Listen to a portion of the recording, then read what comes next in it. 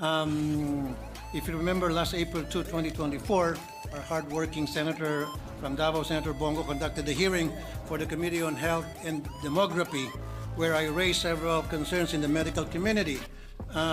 One is the bullying of residents by their senior consultants.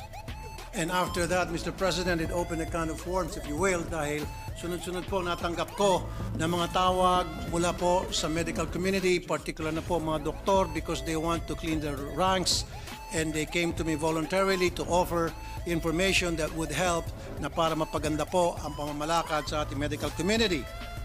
Now, I also raised the question about the violation of the Generics Act of 1988. I mentioned to Health Secretary Ted Herbosa that there are instances when patients and hospitals are forced to purchase expensive branded medicines from the hospital pharmacy. Minsan pa, walang choice ang pasyente sa branded o generic pag nirasyon na ng nurse ang mga gamot. Sa hirap ng buhay, naniniwala po ako sa dikain ng Generics Act natin dahil kawawa po ang pangkaraniwang mamamayan na walang pambili ng gamot. I was surprised when Secretary Herbosa said that there are instances where doctors really prescribe branded medicines because sometimes it is more effective and more potent.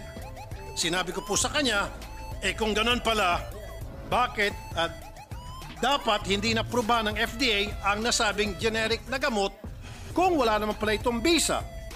Mas lalong mapapamahal si Juan de la Cruz.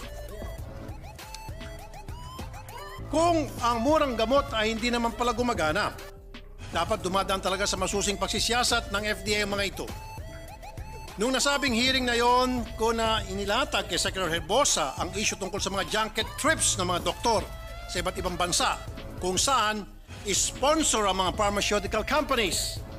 Medyo nagtalo kami ni Secretary Herbosa dahil dito sabi niya bawal na daw ito dahil tayo ay signatory ng Mexico Protocol kung saan bawal ang mga medical professionals na tumanggap ng mga benefits or gifts from pharma companies. Sabi niya, sinusunod daw ito ng mga medical organizations. Ang hindi ko po maintindihan, bakit ayaw aminin ni Secretary Herbosa ang rampant na practice na ito? Wala daw po siyang knowledge na rampant ito. Sabi niya, ang junket ay nung araw nangyayari bago na pirmahan ang Mexico Protocol. Pero kung meron daw may mga regulations na pwede namang kasuhan ng mga pharmaceutical companies na lumabag dito, paulit-ulit siya niyang sinasabi na kasuhan ng mga pharma companies. Ang pinagtataka ko po, hindi pa it takes two to tango. Dapat may liability din ang mga doktor. Medyo marami pong hindi natuwa sa akin sa medical community. Gusto ko po linawin, malaki pong respeto ko sa medical practitioners. Sabi po, sila po ang ating mga frontliners and they have proven time and time again na sila ay mga bayani. But this lukewarm reception of my concerns is what bothers me. Bakit parang hindi bothered ang DOH? Talaga bang walang dapat ikabahala? Hindi po. After the hearing, ang daming nag-confirm ng mga sinabi ko. Mga doktor po mismo ang lumapit sa akin after that hearing. Apparently, I opened a can of worms in the medical and pharmaceutical industry. Mr. President, a well-respected doctor approached me regarding a multi-level marketing scheme involving doctors and a certain pharmaceutical company, the Belkens Pharmaceutical Incorporated, in existence for 17 years. Under the scheme, doctors are given gifts, watches, cars, cash, etc. for them to meet their quota. They also earn from doctors in their downline. Under the scheme, ang mga doktor ay pinipilit ang mga gamot sa mga pasyente kahit hindi po kailangan ng pasyente. They even have coaches who monitor and supervise them in pushing the products. The pharma companies are able to track the activities of these doctors and determine who are indeed delivering and performing well. Ibig sabihin, nakamonitor po ang aktibidad ng mga doktor base po sa kanilang mga pagreseta. While it is not illegal per se, on the part of doctors, it is unethical and immoral. Mr. President, our people are barely making ends meet and rarely do they have medical expenses counted on their monthly budget. Kaya po, pag may nagkakasakit, bawat sentimo ay mahalaga. This MLM scheme is troubling for the medical community for several reasons. Una, malamang hindi nag-iisa itong kumpanyang ito. Ang balita ko, dahil dito lang sa Manila, sila nagko-concentrate, ngayon lumawak na sa probinsya. Dati sa mga cardio department lang, cardio department.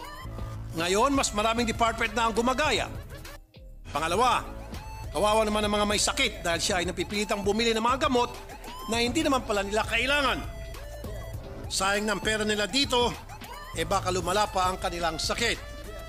Pangatlo, this puts the medical field in a bad light. Patients are going to second-guess the prescription of their doctors. Sa medical field, there is premium on trust because it is a specialized field na hindi naman naintindihan ng pangkaraniwang tao. So kung wala kang tiwala sa doktor, bakit di ka nalang pumunta sa doktor? O i-google na lang ng mga tao ang sakit nila, and that is very dangerous.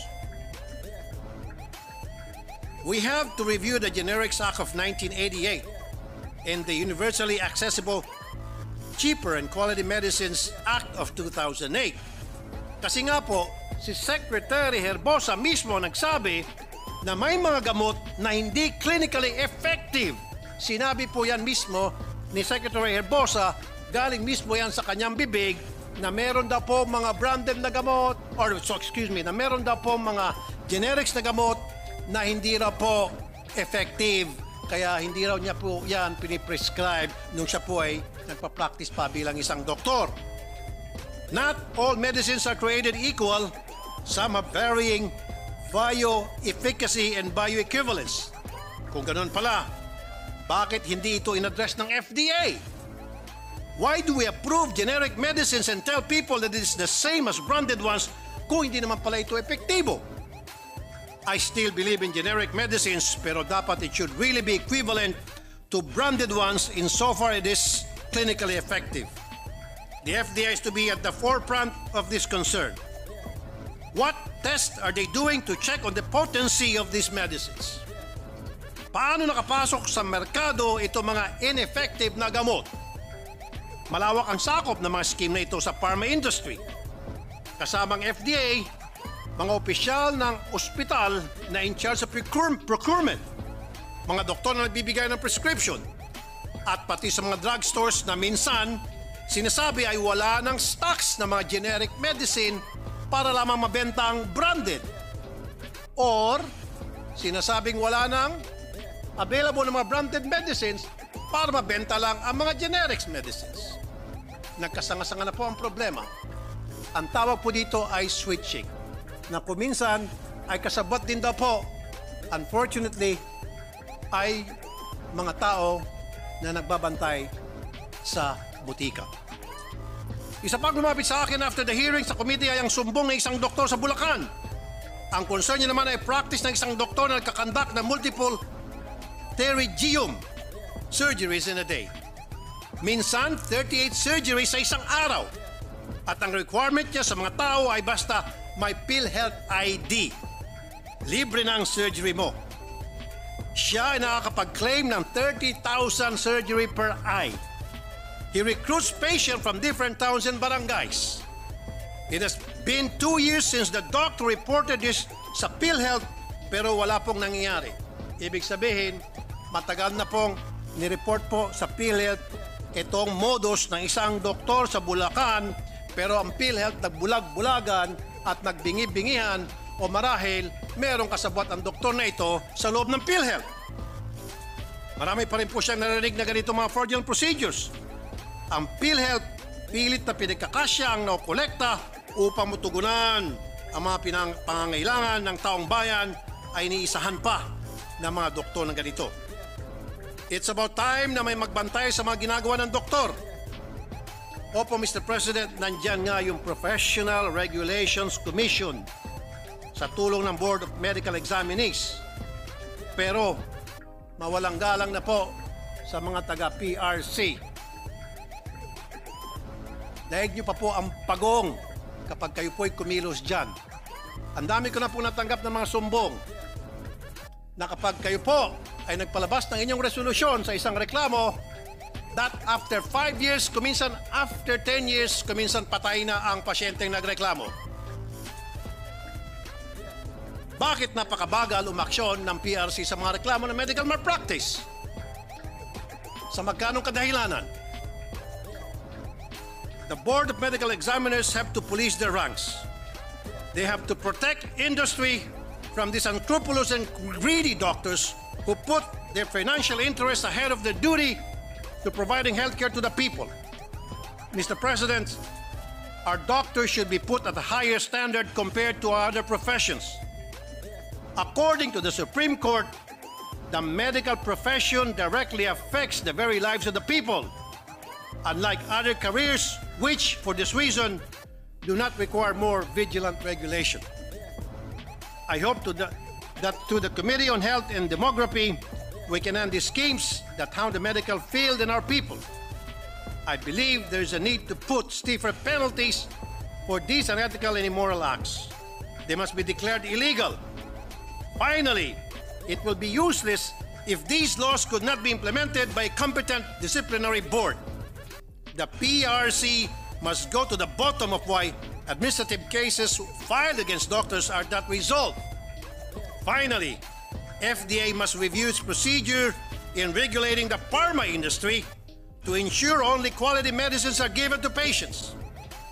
It is the policy of the state to protect public health, and when public interest or circumstances of extreme emergency so require, it shall adopt appropriate measures to promote and ensure access to affordable quality drugs and medicines for all. That ensure that these are not just words, but a reality for our people. Thank you, Mr. President. Salamat po.